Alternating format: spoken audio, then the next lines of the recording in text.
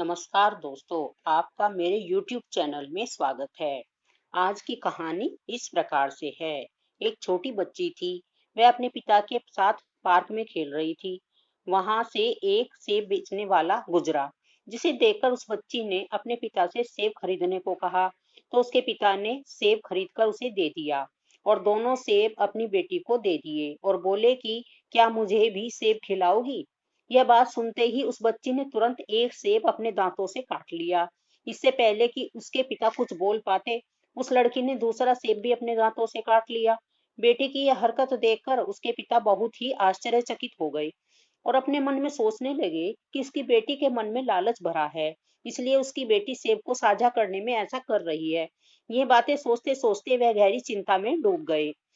लेकिन अचानक उनकी बेटी ने एक सेब अपने पिता के हाथ पर रखते हुए कहा कि पिताजी, यह सेब बहुत ही मीठा और स्वादिष्ट है, आप इसे खाइए। यह बात सुनकर पिताजी अवाक रह गए। उन्होंने एक क्षण पहले अपनी बेटी के बारे में न जाने क्या क्या सोच लिया था। जल्दबाजी में मैंने यह निर्णय कर लिया था, क्योंकि जल्दबाजी का निर्णय गलत भी हो सकता है।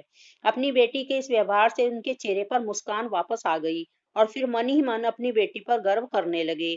इस कहानी से हमें यह शिक्षा मिलती है कि जल्दबाजी में लिया निर्णय गलत भी हो सकता है। हर चीज को वक्त देना जरूरी होता है।